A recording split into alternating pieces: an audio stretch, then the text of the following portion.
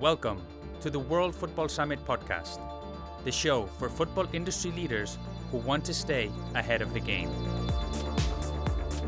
We bring you the latest insights, trends, and stories from the experts driving innovation and progress in sports business worldwide. Join us as we dive deep into the ideas and initiatives transforming the world of football.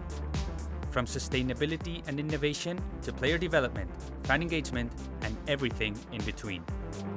Our goal is to unite the global football industry and drive positive change and progress. Hey guys, welcome to another episode of the World Football Summit podcast. I'm your host, Jaime, Director of Content and Communications at World Football Summit. Today, I'm extremely happy to welcome Emily Heath, Global Brand Director at Rexona, to the show. Why? Well, because this is a true brand marketing masterclass. And for people like me, this is a treat. Emily and I discuss Rexona's involvement and efforts to develop women's football. We talk about marketing and branding fundamentals, such as marketing strategy, storytelling, and the role of brands in football. Finally, we talk about advice for women looking to get a leadership job, either in brand marketing, football, whichever, because the advice was amazing. Before we kick off, a quick reminder. Don't forget to subscribe and rate the podcast on your platform of choice. Share it with your colleagues in the industry as well. And if you want to stay ahead of the curve, subscribe to our newsletter, where every week you'll find trends, updates around our events. You can find the link in the show notes. Remember, World Football Summit Asia is just around the corner on December 2nd and 3rd. You can check all the details on our website. And now, let's welcome Emily Heath.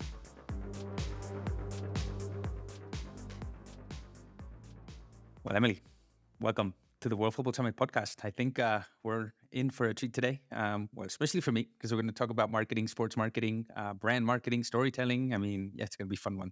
Thank you very much for having me. It's a pleasure. I was wondering, Emily, before we talk about all those different things, I was wondering if you could introduce yourself. And I always like to ask my guests, why is it that you do what you do? Yeah, so you to meet everyone. So I'm Emily, but I get referred to as Em. I haven't been called Emily for a very long time.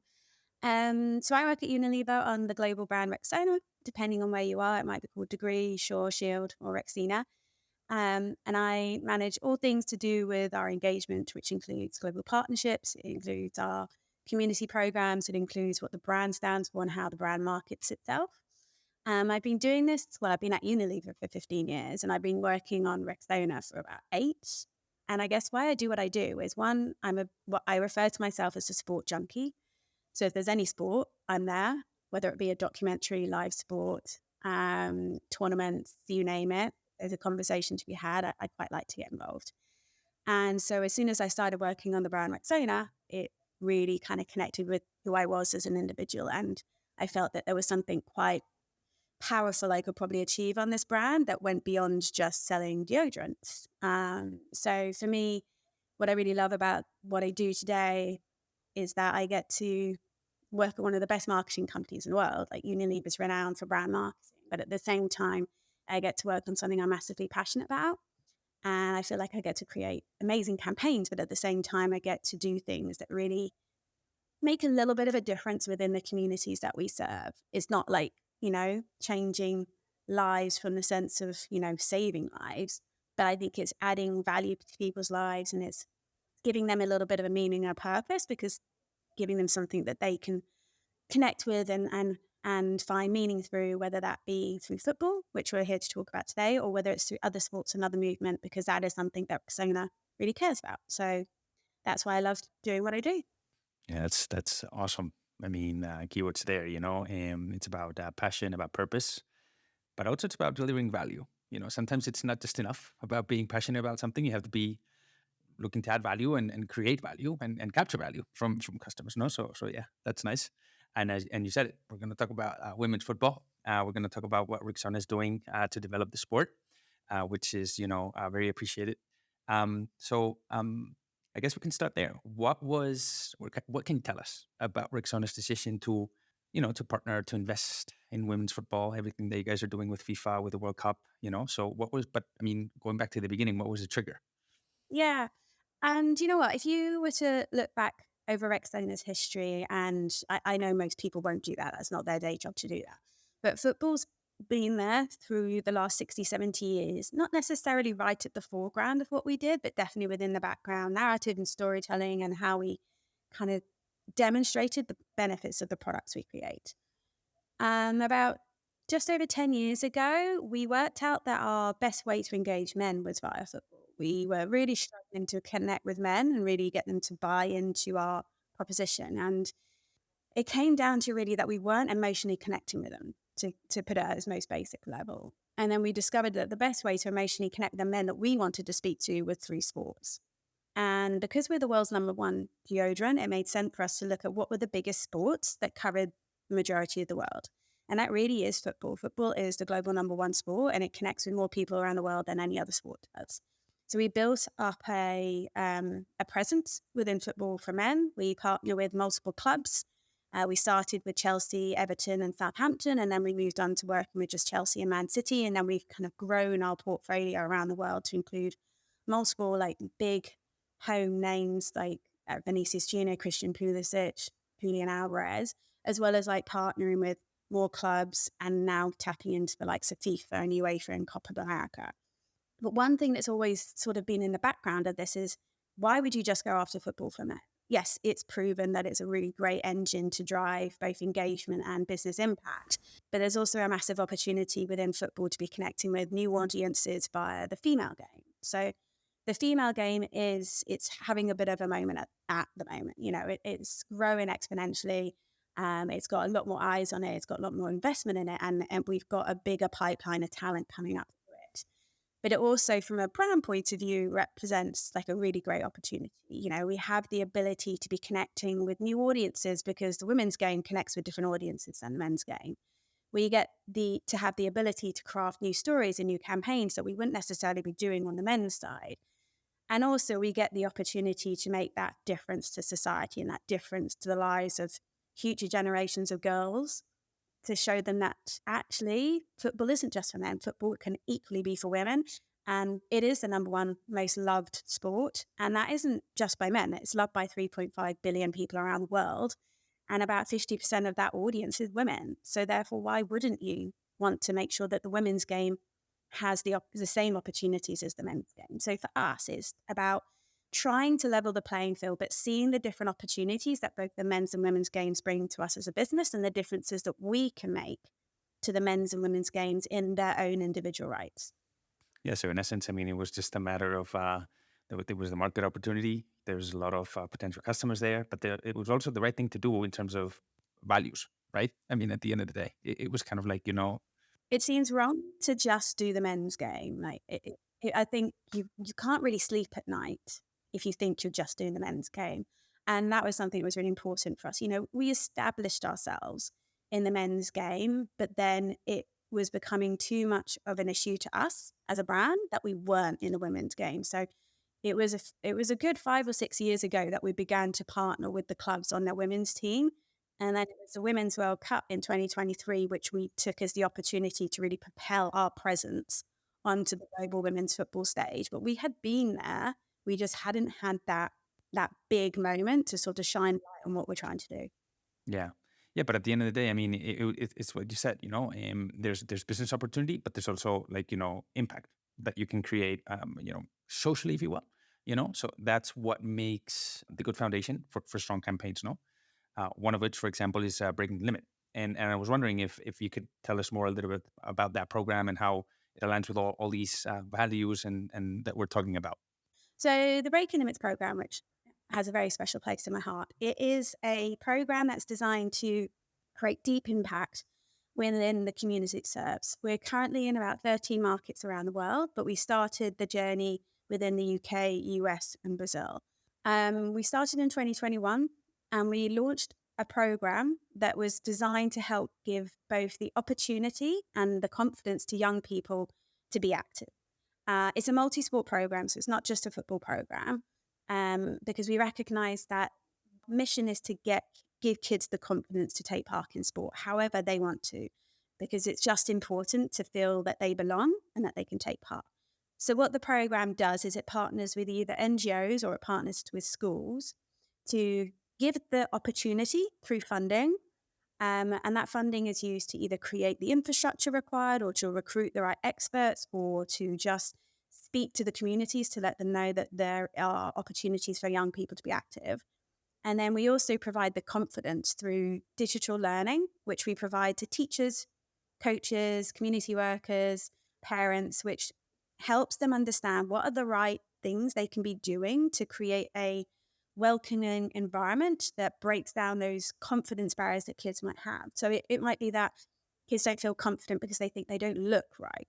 They don't come from the right racial background. They don't belong because they are a boy that wants to go dancing or a girl that wants to play football. So we look at all the different ways that we can create a really inclusive and welcome environment and work with these trainers to sort of equip them with those skills. And it's not just saying, oh, you need to create an inclusive environment. It's giving them the tools and different exercises they can do with the children that kind of break down that in a more semiotic way. In terms of what we're doing specifically through this program in football, so in 2023, in partnership with FIFA, we launched a series within the Breaking Limits program called Girls Can. And it's a specific training series that looks at how to create the right environment for girls to play football specifically. There are currently 3 modules, and we're looking to expand it. The first module is around physical and emotional safety. We know that, when you go to a lot of these football grounds, they aren't set up for girls to be there. They don't have the right changing facilities. They don't have the right security staff. They don't have the right coaches that can create that sense of physical safety. And with that, then comes psychological safety. The girls need to feel that there are people they can trust, and people that they can look to up to, and people that they identify with. The other one is helping girls to just feel comfortable in their body so that their body belongs on the pitch. Because we know that girls, especially when they hit those teenage years, just don't feel that they should be playing, and they should play any sport, to be honest. And so the training goes through how to make them feel comfortable in who they are and who they're becoming and how they can still have a role in sport. And then the last one is more looking at those issues when it comes to different racial backgrounds, because we know in some countries like the US, the women's soccer is a very kind of white middle class sport and is not as welcoming to girls from sort of either African backgrounds or Asian backgrounds or even Hispanic backgrounds. So we created a module that helps to ensure that everyone feels welcome.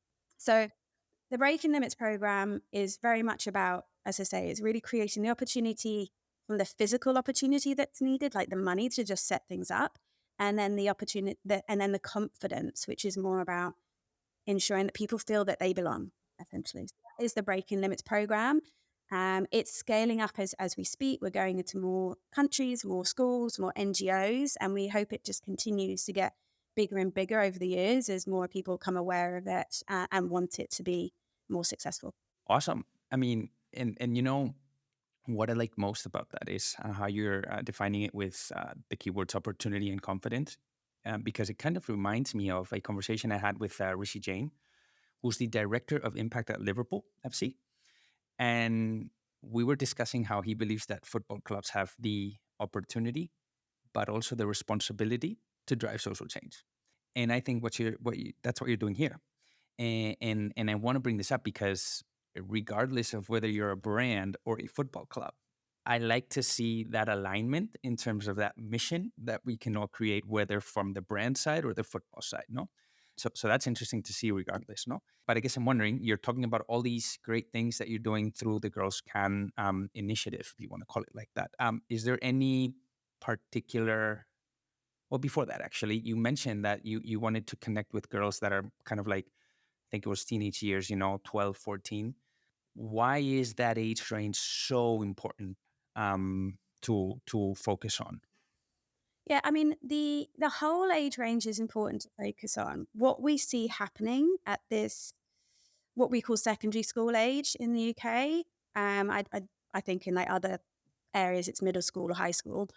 Once girls hit puberty, there is that almost that uncomfortableness with who they're becoming and that sense of confusion, and almost not wanting to be seen, and that plays out in sport. So we know that age 12 to 14 is that tipping moment, especially for girls. And we see a huge rate of dropout across not just football, but all sports. And it's therefore really important to create the interventions at the right moment. So create that intervention almost before it happens. Because if you can create that intervention before it happens, but also guide them through that process to help them feel confident whilst they're going through that state of confusion. My body's changing. I don't necessarily know if I fit anymore. I don't really know who I am anymore and if I should be doing these things. It's just really important to handhold that moment because, we want girls to not, play sport up to the age of 11 and then we don't really see anything else happening after that. Or you're going to see like a lot fewer girls taking part in sport. It's just a really pivotal moment that not only we should be working on, but I think the likes of Liverpool, who we don't partner with, we partner with Man City and Chelsea, and then governments and local councils should be really considering that moment of what more we could be doing within the school environment, but also extracurricular environments to ensure that dropout rate decreases drastically. Because I think it's something like 1 in 4 girls are still remaining in sport after that age. It's a really significant statistic, and it's quite worrying. And I remember for myself when you hit that age that it's really confusing. You feel really uncomfortable with who you are, and that changing room environment and that sport field environment is just really uncomfortable. And you don't really understand, you don't want to be noticed. And I think that's what's really important to help girls feel that, they shouldn't feel embarrassed about being noticed in these moments. So, anything we can do, anything any other brand can do. We have our kind of sister brand Dove does a program which also specifically looks at this age. I think it's more 11 to 14, so going a tiny bit younger. And they've done it in partnership with a few big brand names to create a tool which helps girls have body confidence in this moment. So feel that body confidence in sport. And so, we're not the only ones doing it within Unilever. There are other brands, but I think more people need to because it's a real pivotal moment for girls. Hmm. I'm willing to bet anybody listening, just thinking about those years between, 12, 14, how critical for one's life is, no? So I totally resonate with that. Yeah, I mean, I think about it. It's probably like the most uncomfortable moment of your life is that period. So you can completely understand why some things stop. I'm so glad I'm not a 12 to 14-year-old anymore, but I have 2 daughters, so I'm going to have to live through it with them, and I really hope that I can navigate them through it and get them to stay confident and stay in sport. Yeah. And I'm wondering, do you can you think of like an example or like like a concrete example of someone who's being positively impact through the Breaking the Limits program, or that you can share, An individual person. whichever comes to mind, yeah, or a person or a school or whatever, a team, whatever comes to mind, really. I think we work with quite a lot of different NGOs. I wouldn't call out any individuals more because of the fact that we work with young people, so I've got to safeguard them. But a couple of NGOs which I absolutely adore partnering with, and we've had quite long relationships with. They've been with us since the beginning of the Breaking Limits program. One is Street Soccer London, and we also work with Street Soccer US, which is a franchise of that in the US. And they work with mainly kids that come from really low social economical backgrounds, but also kids from different ethnic minorities. And they are a wonderful community that sort of take really, really, really disadvantaged children off the streets. They could be easily getting into gangland and knife crime, and they bring them into their community, and they create some really phenomenal football players, and both boys and girls. But also the environment that they're creating for these kids that society has almost left behind is really inspiring to see. That they become almost secondary parents to children.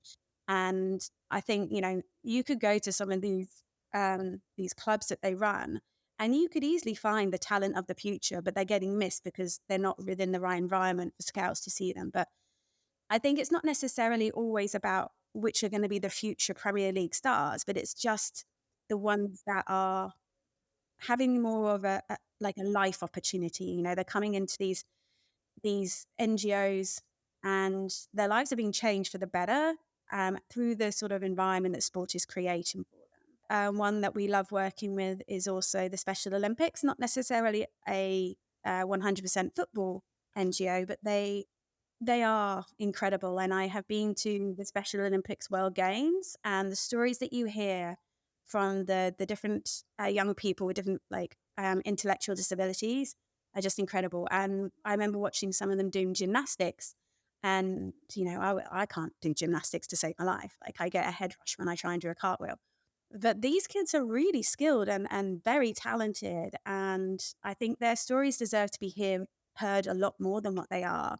We watched the Olympics and we saw it this year in the summer now, and the stage was incredible. And it was such a wonderful games that was put on. And then the Paralympics that followed that was equally as incredible. But the Special Olympics, you don't see it. It's not broadcast on traditional channels and it doesn't have the same talkability. And I get a sense when I work with them, I feel that they deserve more.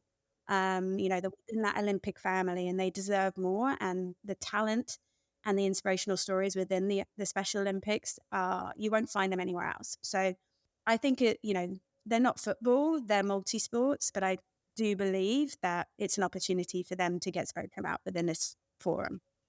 Oh yeah, and definitely. I mean, even if they're not football, definitely the any brand or any football property interested in the space can learn from them. And all of the things they're achieving, which is again remarkable. No, in a way, it kind of ties to another campaign that I wanted to ask you about, which is See Her Game. So I don't know if you can tell us more about that because I think it's an assign to what I wanted to ask you about. Yeah, so we've just had the FIFA Women's Under-20s World Cup, which was won by North Korea, which I think surprised everyone, but huge congratulations to the team, especially because you don't really see North Korea participating much on the world sporting stage. And so for a female team to be the one that sort of put North Korea on the map is incredible. So it took place in Colombia, and Rexona was one of the top sponsors of this tournament. And we were actually the only sponsor that went kind of above and beyond the likes of LED advertising, which is sort of in-stadium advertising. For us, it's really important. If you're going to have a partnership like FIFA, you don't just go after the World Cups. And when I say the World Cups, I mean like the kind of first team World Cups. You have to look at the full portfolio and what your responsibility is to support that whole portfolio. So we had the women's 2023 World Cup last year in Australia, which was the women's first teams.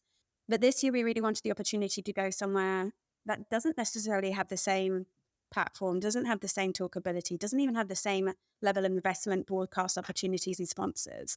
And we wanted to ensure that we continued our commitment to women's football, both at the big and the kind of evolving tournaments. So we created a campaign called See Her Game, and See Her Game is all about one, seeing her game, but it's far deeper than that. It's about, if you can't see it, how can you dream it? How can you imagine it? We often hear girls say that they don't see people like them. And if you don't see people like you, then you don't necessarily feel confident. You don't necessarily dream of what could be. And therefore, we wanted to create a bigger stage, bigger platform for people to see the under-20s. And we did that through partnering with some of our ambassadors that are on the bigger stage. So we partnered with Linda, who was within the Colombian team. She actually played in both the women's under-20s tournament that's just happened, but also the Women's World Cup in 2023. And so she's got a phenomenal platform within Colombia, and she's really like the number one female footballer. And we also then partnered with Luis Diaz, who plays for Liverpool, and Santiago Jimenez from Mexico to we lent their social media platforms to girls who played within the under-20s tournament. And the reason we did that was we know that they had a huge platform. And if they gave their platform to girls in the under-20s, it means that more people are going to be aware of the under-20s tournament. So there was a trickery mechanism that was used to change images of the more established players into images of the under-20s. And so therefore, anyone that was following the bigger ambassadors' profiles would then learn a little bit more about the under-20s. There was a wider story that we wanted to tell around this, that it's really important for girls to have role models, both in the sport that they can see that are living their dreams and that they can sort of say, I want that dream as well. But also there needs to be role models plotted around the sport that create that physical and psychological safety that gets girls into the game and carries girls all the way through from grassroots to the elite and also into their future careers. So it was an opportunity, as I say, to people to wake up and see it and understand it and want to be part of the movement. And I hope we can do more campaigns like this, but I also hope that come 2027, when the Women's World Cup will be in Brazil for the first team, that there will not necessarily always be that need to kind of reinforce the need to invest and support the women's game, because hopefully everyone will be on that journey by that point, and it will just be more about celebrating the skill, the technique, the physical prowess of these female athletes in the same way that we talk about the men's sport. Hmm. Yeah, and I'm thinking here, how important heroes are, when we're trying to launch campaigns, because that's kind of like what people look up to. And you said it, no? If I want to, I mean, if I can't see it, I can't really imagine it. But what I'm wondering here is you went into the quote unquote unsung heroes. They're not as relevant. I guess in a way, it's a different approach to actually create more connection, maybe, or because people resonate better with people that are not maybe so big of a stars, if you will. I don't know. So what I'm trying to get at is, how did you end up with that insight that you needed to go after not the top level stars for this, but kind of like, people that are not so well known just yet? I think there's an element of responsibility to work at the top and top, bottom, and evolving. We do work with some of the biggest household football names in the world, and we do that for a reason. They give us reach. We're the world's biggest brand. We need to ensure that we are not just working with evolving talent, but working with the talent that helps to maximize the reach that we have. I think we did a good job of sort of balancing the fact that we had those big names that then lent that big name opportunity to those that are coming up through the sport. The under 20s tournament is not spoken about. To be honest, the males under 20 tournament kind of goes by without you really realizing. So if you don't really realize the men's under 20s tournament's happening, you definitely aren't going to be aware that the women's one is happening. And so the women's under 20s is the kind of stepping stone to the big tournaments that happen as well. So, we need women in the under 20s. We need that tournament to take place because that's the stepping stone from there to, the first team. So it's really important, and it's really important to help girls on that journey because, when you're in the sort of under 17s and the under 20s, for a female player point of view, you probably are studying alongside it, or you may also have a job because you're not getting paid huge amounts. The sponsors aren't there. The individual endorsements aren't there. So therefore the salaries aren't there like they are for the men's game. And so therefore there's a need to be there from a brand point of view to support them, to ensure that they stay in the game. They feel they can stay in the game because they've got the right financial, emotional, and physical support. That then means that they will go on to the bigger tournaments. We have to ensure that pipeline remains, because if we don't have talent coming from the grassroots all the way up to the first team, then that first team is not going to really happen, is it? You're not going to have a tournament with the skill and athleticism and dynamism that we saw last year in Australia. So it's a really important pipeline to keep fueling. I think if you look at the boys' sports and the boys' football, that pipeline is well established. There's some weird statistic rolling around, and I don't know if it's validated, by the way, so don't hold me to it. In the UK, if you're a boy, you're more likely to get struck by lightning than you are to make it into a Premier League team, which is a bit worrying in itself. But, and the reason behind that is there's so much talent. There's so much established within like the local infrastructures, the community infrastructures, the schools, the colleges, the universities that create that constant churn of talent coming through the system. More and more of the Premier League teams are creating academy campuses on site, whether it's like Chelsea or Man City. So, and that's all established for boys. It is not established for girls. So therefore, to protect female football, you need to do this kind of stuff. You need to put a spotlight on the individuals, and you need to put a spotlight on those tournaments. Otherwise, we won't have this constant ability to watch such a brilliant game. Yeah, agree. But one of the takeaways that I get from this is how you guys have a very clear mission. So you talked about responsibility, you talked about confidence, you talked about opportunity, which is something that you talked about before when we were talking about breaking limit. And I want this for people to actually focus on this, regardless of whether you're doing a project with NGOs or schools or lower level footballers, if you will, or the stars of the game. Those guidelines are always there, you know, and that's something you cannot, lose sight of, if you will. Which kind of brings me to the next phase of the conversation that I want to have, because I'm a marketer at heart, so I wanted to get the opportunity to kind of learn from you guys what you guys are doing, just out of curiosity.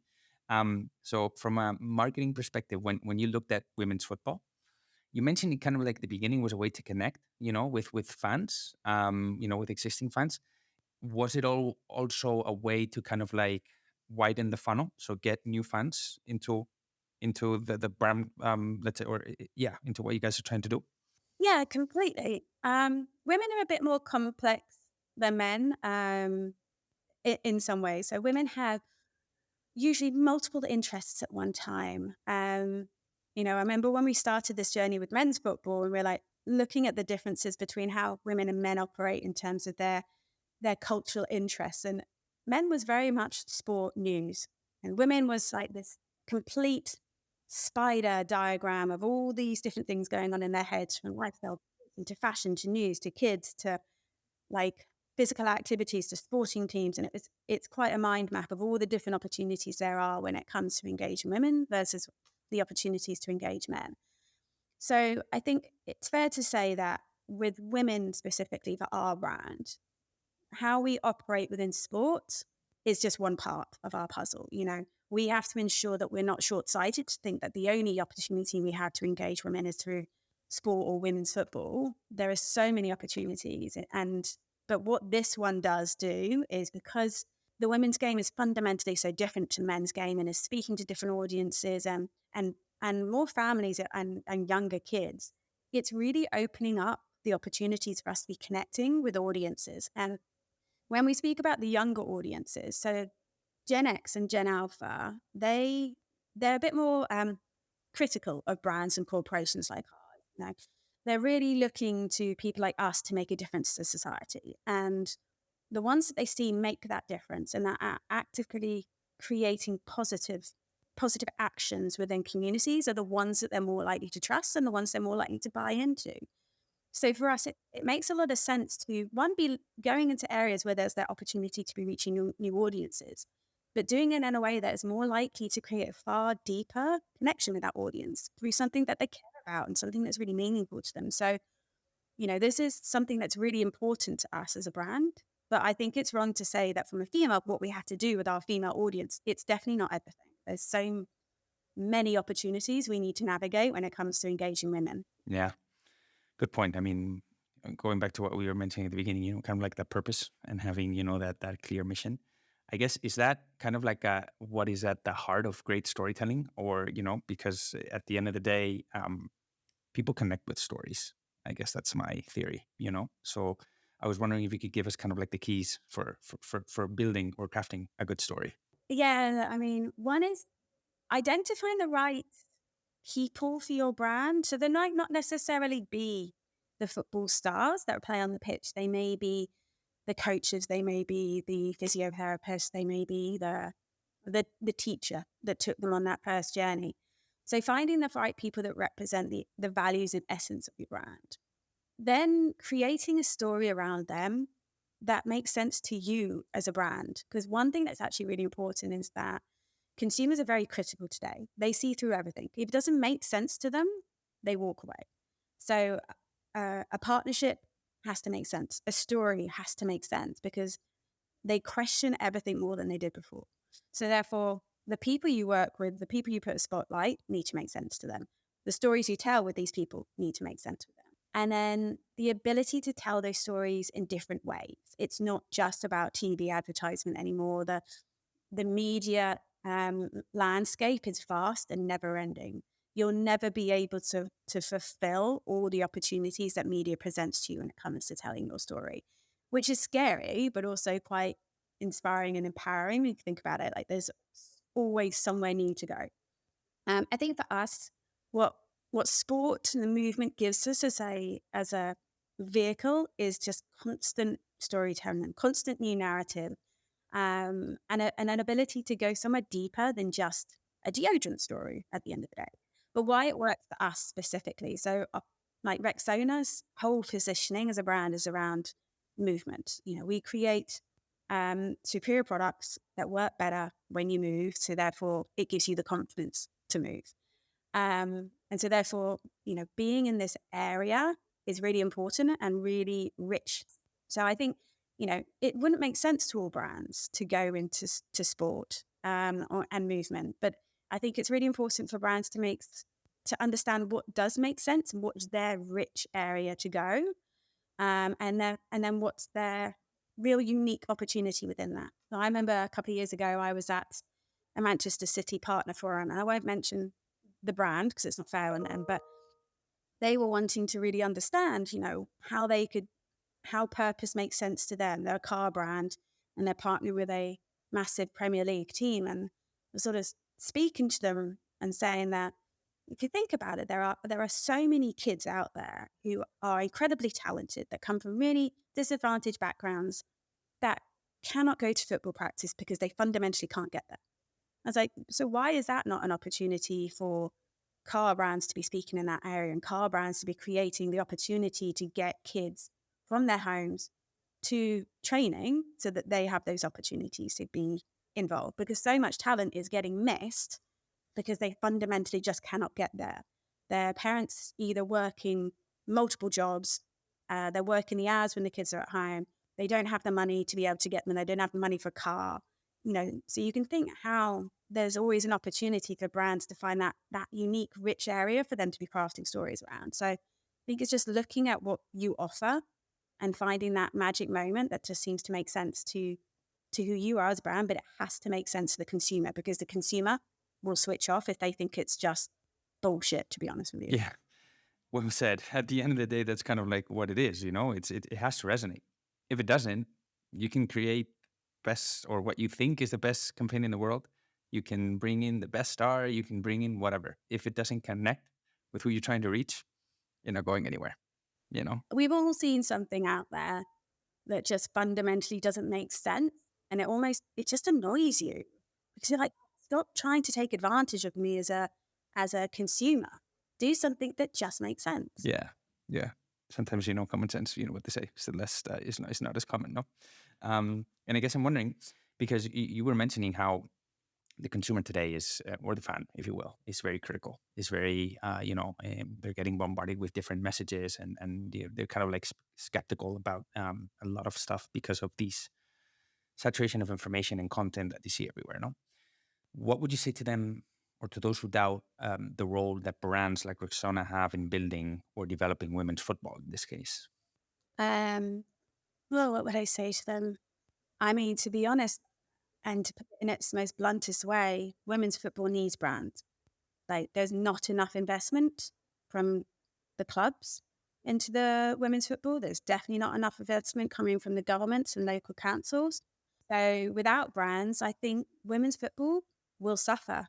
And I think so if consumers or fans don't want that to happen, they need to welcome brands into the area. And I think they do. I don't think I've seen anyone that is overly cynical about it, but fundamentally, like without brand sponsorship, a lot of these sports wouldn't happen. Even the men's sports wouldn't happen. We know that IP rights holders are very reliant on money coming in from sponsors, and this is actually why fans get to enjoy such incredible tournaments or leagues, or just being able to go down to their local clubs to watch football because they're propped up by the sponsorship. So it's actually really important to sustain sport. Sponsors need to be there. Mm-hmm. And how do you measure success? And I know that you cannot talk about specific numbers. I'm not looking for that. I'm looking more for general frameworks that people can learn from. No? So you guys are creating a lot of impact. Obviously, you guys have your business objectives, if you will, as a brand, which is at the end of the day, drive revenue profitably. But other than that, is there any other success metrics that you guys look at? Frameworks? I mean, we mainly do look at your standard business ROI frameworks because they're a really robust way of helping us fundamentally understand how our investment is performing. I think the way that we split out our campaigns and our activities is we look at what are the activities we're doing on the pitch, which is usually partnering with ambassadors, in stadium material, any communication that derives around that on pitch storytelling. We look at off the pitch, which are out of home, digital out of home, activation areas, PR activations. And then we do what we call beyond the pitch, which is more the CSR territory. Um, and that's how we break up our campaigns. So therefore, how you would measure the success across those is quite different. When you're thinking about on the pitch, a huge amount of it is to do with those fundamental audience numbers, reach numbers, QI media, value that is coming off the back of LEDs, like prompted and unprompted brand awareness, like your fundamental metrics. A bit similar when you go to off the pitch, similar kind of metrics take place. A bit of earned media plays a significant role there because we're looking at how our social first campaigns are doing, how our digital campaigns are doing, how many earned placements we're driving, etc. When you think about more beyond the pitch, I can't speak about our specific numbers, but that's fundamentally about how many young lives you're changing, how many coaches you're reaching, how many new NGOs you're partnering with, or schools that you're managing to get into. So the way that we track success across it is slightly different. And we need to look at both those business metrics and those equity metrics and as I say, for the beyond the pitch, it's very much how you're actually fundamentally changing lives. And it can't just be number of kids or teachers you're reaching. We questionnaire the people we work with to ensure that there is a change from before they do the training to after, to ensure that we are actually making people more confident. So, this is as much detail as I can really go into when it comes to how we measure success, but I think it helps people understand how we break down the different areas that we focus on. I mean, that's what I was looking for. Kind of like, you guys, the general framework of, we have these different pillars. These are the metrics that we look at. We have our objectives, which are internal. But I think it's going to give a lot of, people a lot to think about. I mean, and if for the future, what do you guys, how do you plan to help evolve women's football? I mean, or how you as a brand, Rexona as a brand is going to evolve in terms of, because women's football is going to keep on growing. I mean, I hope so. I do think we're in a dangerous territory at the moment. So, oh, really? Okay. It has all the potential to keep growing, but I think at the moment it feels there's so much talkability around it. There's so much, and I worry that people think it's done. We've made it. Women's football's made it. That it is, it's up there now. We don't need to worry about it anymore, and that would be misguided. We know that there's a huge gap still between the men's and the women's game. The men's game is not stopping to grow, and the women's game, is continuously having to play catch up.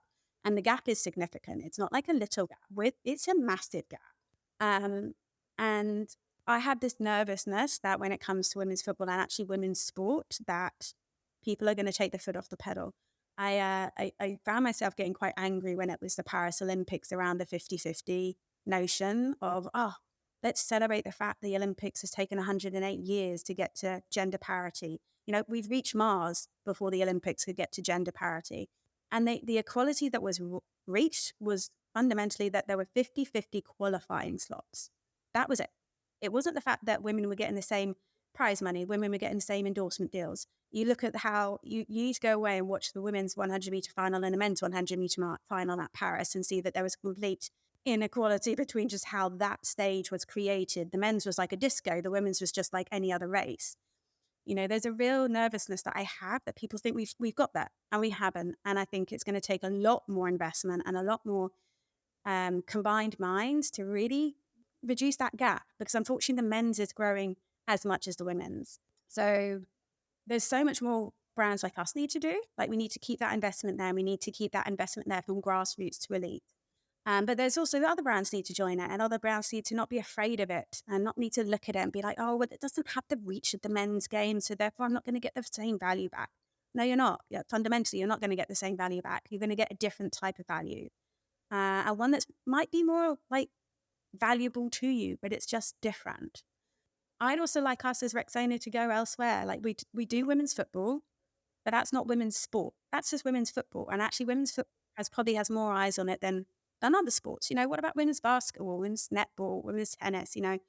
There are so many other sports that are being left massively behind that have nowhere near got the same platform that at least women's football has. And that doesn't even have the same platform that, say, men's rugby has or men's cricket and so on. So, there's a constant need to be present within women's sport, full stop. And I think there's new places we need to go. We haven't worked it out yet. And there are other places other people need to go to. Yeah. Before you were saying that women's football needed brands because it needed the investment. After hearing that answer from you, I think women's football and sport need brands because of the ambition as well. Because, you know, brands like Rexona, you guys have ambitions that are hard to see for people that are outside or within the industry, let's say, that don't have their eyes set on what's happening around them. And I think it's kind of like it opens up the possibilities for the sport, but just kind of like dare to imagine. You said it before, you have to imagine it. So I think brands are also helping women's football imagine new boundaries, if you will. That's my personal take on it. I mean, that's a personal reflection after seeing and having conversations with other brand leaders, which actually ties well with, because we have a few minutes left and I want to be mindful of your time, Em. But I do want to ask some leadership advice from you because a lot of the people that actually listen are aspiring professionals, not only women, men and women who want to build a successful career in sports. The thing is, when you talk to them about leadership in sports, the majority of them think about football. And I always tell them, look, there's more than that. You can always impact the game through brands. And this is a perfect example. So, what advice would you give to either women looking to develop a successful career in sports marketing or just general advice? You know, uh, um, I love sports marketing, and even I don't necessarily think I work within sports marketing. I work in fast moving consumer goods marketing, and I'm just really lucky that my brand is taps into sport quite a lot, and it's kind of the heartland of our sport. I think sports marketing is still predominantly a male area, and I hate to say it, but when I came to World Football Summit, it still felt very predominantly male. I think it takes a bit of confidence from women to sort of step into the area and to feel like they belong. There's always that doubt of, oh, do I know as much? Am I going to be taking this seriously as some of my male counterparts? And I would just say to women, just have it. I know it sounds weird, just have a bit of faith and go for it, and don't let anyone tell you you can't be what you want to be. Then it's about networking. To be honest, like the sports marketing area is a lot smaller than you think, and it's a lot about relationships, from what I worked out anyway. So therefore, it's really important to network. Go to these conferences, be part of conversations, take opportunities to join workshops if they are there at a voluntary basis. Reach out to people and just ask to have conversations. I know it's like small things or probably quite obvious things, but to crack into sports marketing, you've got to have a bit of a tough skin and you've got to put yourself out there a little bit. Believe in yourself is really important though. Like, I think, as I say, it's still a very male dominated sport. So not just sports, sorry, male dominated market. And so you've just got to just be willing to put yourself out there and know that you belong. I think it's the same. You can draw parallels with actually women's sport. It's put yourself out there. You do the belong. You have the right to be there. And, we need more female voices in sports marketing because actually those female voices then help to better represent the female athletes that need to come through. And I think it's the same on the male side, you need men to help represent men, but you definitely need women to represent women. So I don't know if that helps anyone out there, but it's really just believing that you should be there and to have a sense of resilience about you a little bit. It goes back to where we were mentioning before, confidence and opportunity, you know? And I agree with that. And I actually appreciate the feedback that you gave us about the event. And it's something that we're actually working on, it's kind of like to have more women be part of meaningful conversations and just being there, and just driving the industry forward. I mean, I always say it, and I've spoke about this with other football industry leaders that diversity leads to wisdom. So the more diversity that we have, the more wisdom that the industry as a whole is gonna create. No, And I think the thing I was going to say is I think in all of this, it's not about not having the men there and it's not having men not have the job and all that. It's about having the same for women. And I think that's really important. I think it's, you know, I don't want men to take away from this that we don't want them there. Of course we do. We just want to be there as well and recognize that we all bring just a different perspective and a different point of view. Exactly. And that's a very important, and I appreciate that you pointed that out, because it's not about either or. It's yes and I think that's what we need. And in terms of opportunities or challenges, I guess, take it wherever you want. What do you see kind of like trends that either are coming up in terms of brand marketing, sports marketing, if you know about that, or whatever comes to mind, really? I mean, you can't avoid Gen AI at the moment, can you? It's just everywhere. And I think you've got to, people get scared that Gen AI is going to take away their jobs. Maybe it will. Maybe it will take away some jobs. But actually, it can make you better at your job. And so I think, even me, before coming to the World Football Summit, I was like working with ChatGPT just to learn a bit more about the summit and, what's happened in the past. And it just can give you information really fast in a really digestible way. It can help you navigate sports marketing and it can help you identify how to segment it and find those opportunities. So I think Gen I, everyone needs to get a grip of it within sports marketing and see how it's there to create better efficiencies, better scales, but also to make you fundamentally better at what you do and not be scared about it. Um, Social first, obviously, like the absolute growth, exponential growth of social media platforms is crazy. I'm still part of that generation that was invited to Facebook via my university, which is crazy. Um, but the way that social media is being used today, I think will continuously change, and brands therefore need to continuously evolve with it. So the way that we're operating on social media today, probably in 6 months' time, is going to be fundamentally different. I think it's going to be really interesting to see what happens in the US with TikTok and the chapters that are going through Congress. And brands have almost got to be ready for whichever way it could go, and how they continue to stay with the communities they want to serve as that's all playing out. But I think TikTok has changed so much in the same way that Facebook did originally, that it's forcing brands to understand how to entertain as opposed to how to educate and communicate and teach people about product benefits. It's a fundamentally different way of operating. So for me, I think the most interesting things going forward is that concept of branded entertainment and what that looks like, as well as how Gen I just fundamentally makes us all better at what we do. Yeah. And to your last point there, I think football is also going into that phase of where it's having that conversation of, does it want to be entertaining or entertainment? It's not the same thing. And I think it's something that they need to look out for, so appreciate that. So I like F1 quite a lot, and I especially like Drive to Survive. I think that is pure entertainment. That is there to give you the behind the scenes information, gossip, drama, and all that. That is pure entertainment. That is there to do that job. But then they need to make sure that the race itself still gets people watching from start to finish. And so how do they do that?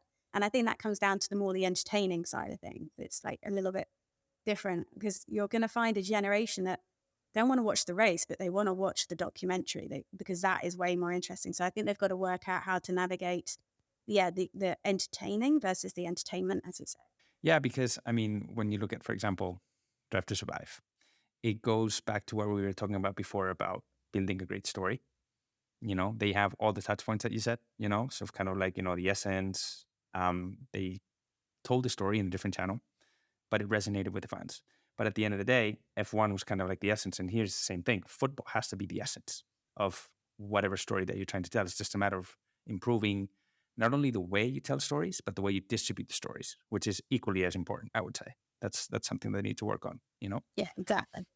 And I know that we're running out of time, but I do want to ask one last question, which is, you've worked with some amazing leaders in the past, mentors. What have you learned from them that you would like to share with the audience? So much. I think the one thing that has always stuck with me is a great leader doesn't just teach you how to deliver results, but they teach you how to deliver the results in the right way.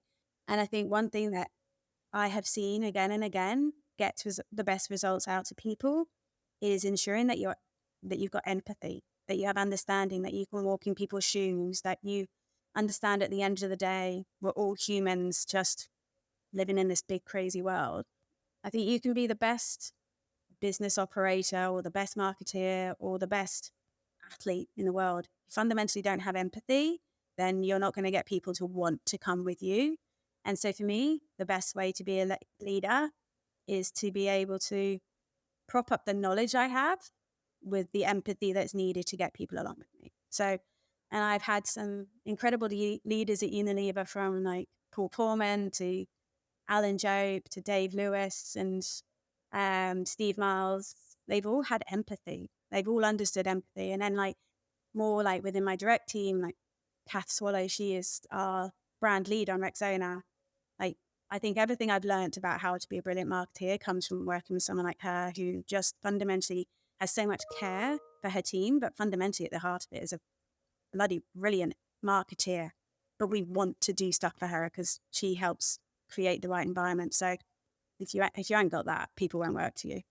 I want to thank you for that. And that actually, I needed to hear that, to be completely honest. So I appreciate that answer. And I'm marking this one down on a personal level. So thank you. And overall, thank you, Em, for this amazing conversation. I mean, again, I'm not kidding. The amount of notes I've taken is just way out of the page. So thank you for this masterclass. I was wondering if there's any last words that you want to share with the audience before we wrap up. Where can people learn more about the different campaigns, whatever you want to share? No, just thank you for having me and thank you for listening. And feel free to reach out if they want to. And maybe I will see you at the next World Football Summit. So, Oh, that would be amazing. wouldn't it? Yeah. Yeah. I love Seville. So if it's there again, you'll have me there in a heartbeat. So, I'll go to the team now and we'll just make something up just to go to have one in Sevilla once again. All right. thank you. It's been lovely. Thank you, Jamie. Thank you, Em. Have a great day. Thank you. Bye. Bye. And there you have her, Em Heath. And wow, that was just an amazing sports business masterclass for you to learn from. I'm just looking at my notes here and I don't know where to begin with the takeaways, but let's give it a shot. All right. First of all, when we were talking about Rexona's efforts to develop women's football, always focus on how the words opportunity and confidence were always present during the conversation, regardless of the campaign, regardless of the target. So it doesn't matter if it was school, it was NGOs, it was players that are not so famous, top tier players. Again, the brand has a clear mission. Rexona has a very clear mission, which is about opportunity and confidence. So how can you activate that across the different campaigns? That's something that and that you need to focus on. Really, it's about creating connection with fans, whether they're existing fans of your brand or your club, or you're trying to reach new ones. It's all about connecting. And how do you connect? Through great storytelling. Now, I really love the different elements that go into building a great storytelling techniques, let's say, if you will, if you want to call it that. First, you need to have clear values, the essence of the brand. You have to have a clear picture on that. But then you have to be able to tell the story in different ways and different channels and different formats. At the end of the day, though, that is not going to fly if it doesn't resonate with the fan that you're trying to reach. Once you have that, so once you have a good story that resonates with the fans, that reaches them where they are, that's where you create that magic moment. And for example, we were talking about it's not football, but that's what F1 with Drive to Survive was able to do. So that's a good framework to learn from. And another great framework, which was the one she explained to analyze the success of these campaigns. I remember those three pillars: on the pitch, which was about reach, which was about awareness, and then it was off the pitch. She talked about earned media, but then also beyond the pitch, which is about the different levels of impact that you're creating with any program, whether from the brand side or from the football side. Again, I think one of the key lessons for me here is that brands are essential to develop women's football. Brands like Rexona not only are bringing investment, which is very much needed across the world, it's bringing awareness, but it's also, as we said, ambition. These brands are very ambitious. They have the experience of opening up new revenue opportunities. So what can football properties learn from this? To have that mindset of just, the sky's the limit. And, when we have a clear mission, when we know the business value that we can create and the social impact that we can create, it's just, there's no going back. We just go after it. Right. And finally, I really loved how she defined what the best leaders have taught her. It's not only about being a master of craft, but you have to deliver the results in the right way. You have to show very deep levels of empathy towards your team. I guess it's that radical candor framework, if you will, that book. But again, empathy is such a key word, and understanding the who's on the other side of the table, at least know where they're coming from. Anyway, guys, I don't want to make this another podcast long conclusion. I just hope you enjoyed it. Again, feel free to reach out on social media. Let us know what you thought about the episode, what you learned from it. Subscribe, rate the podcast. I do encourage you to share it with those that you feel would get value out of this. It does help us a lot bring guests like him to the show. And you can also subscribe to our newsletter. Remember that, we're sharing updates, trends, everything that goes on around events. And nothing else from my side. I really hope you enjoyed this. I certainly did. And hopefully we'll see you at the next episode of the World Football Summit podcast.